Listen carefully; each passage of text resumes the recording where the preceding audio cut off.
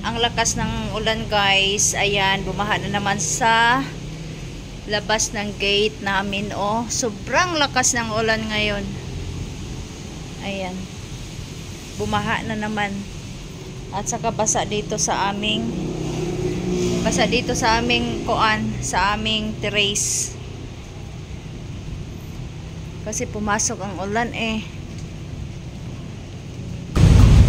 O, diba? Parang bagyo siya, may samang hangin.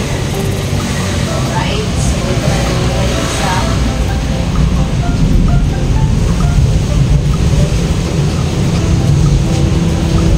At then, yung mga tanim natin na maliit na hulog natin sobrang lakas ang hangin kanina. At saka ulan. Ayun, hulog na.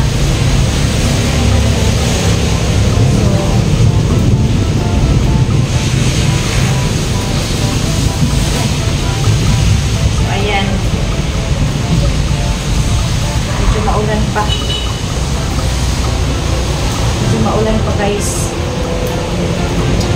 Tapos dito pa ilagay dito guys. Ayan, dito ko naman siya ilagay para maliskat. Dito ko na lang siya ilagay ha, para nakakaliskat siya.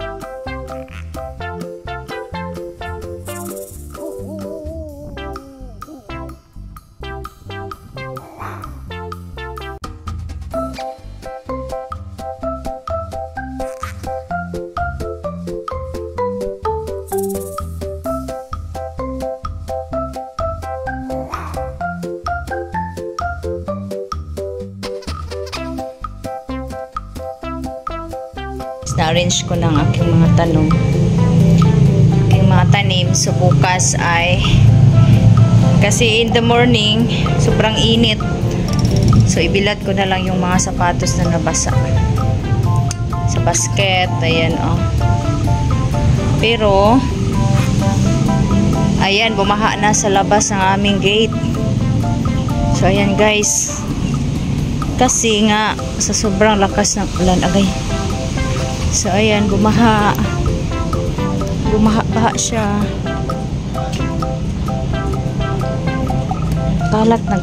Nagkalat siya.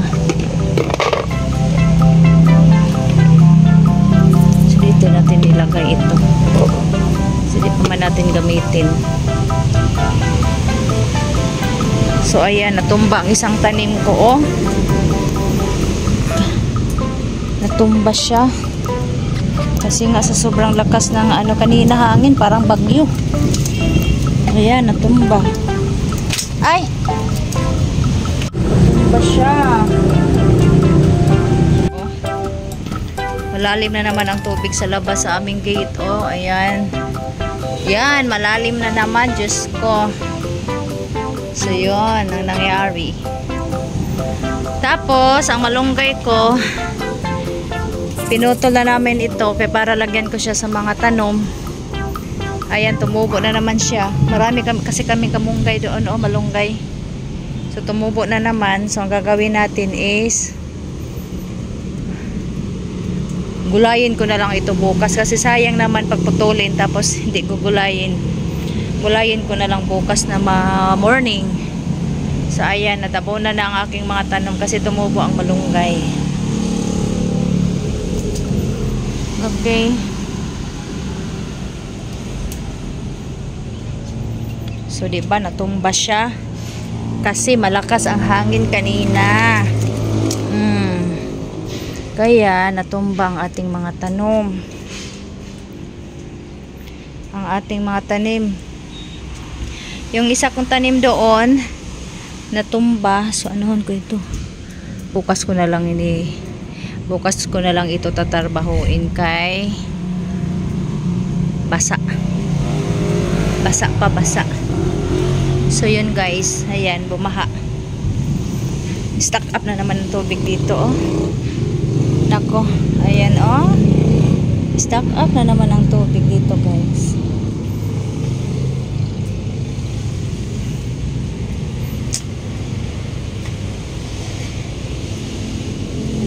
Pasok na tayo kay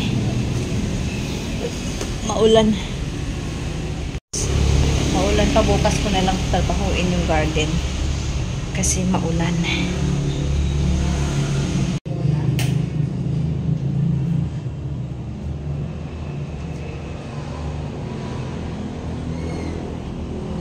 Ilaw ako kasi madilim na. So ngayon nagda-dusting ako sa aking kuan.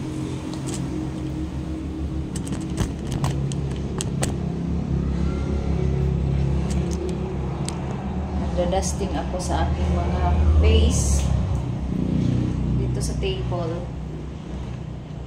Kasi may tubig kami. Gusto ko sanang sirain ito. Kaso lang sayang. Ibain pa ang table. Para i-attach mo lang siya sa wall. Sayang. So, mag-arrange ako para tomorrow ako ay maglalaba na lang.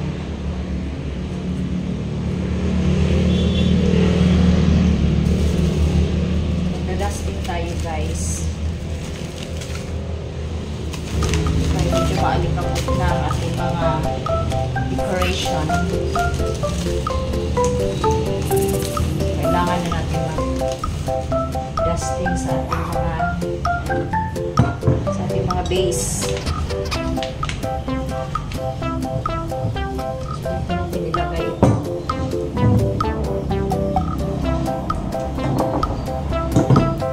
So, ito siya is box ng mga perfume.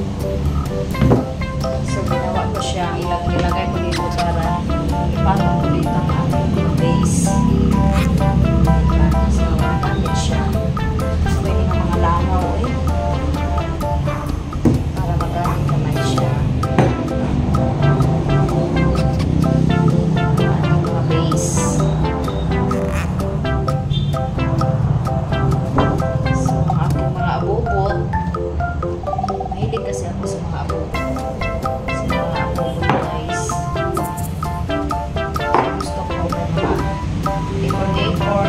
Base.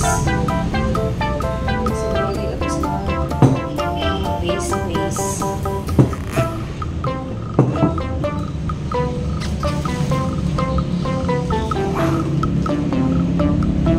Ito mga flower, hindi pinatapon sa anak ko. Mabigay nila sa akin. So, nilagay ko na lang dito.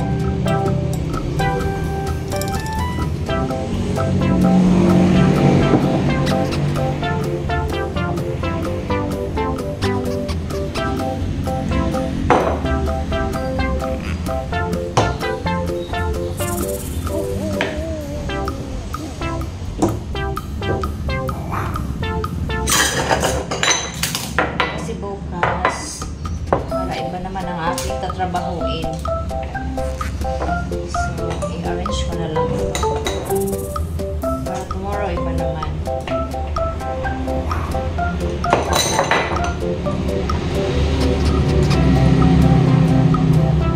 And then, ang ating ang susi dito ko lang ilagay kaya para hindi ko siya makita.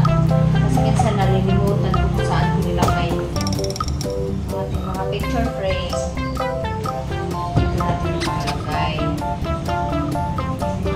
Frame natin.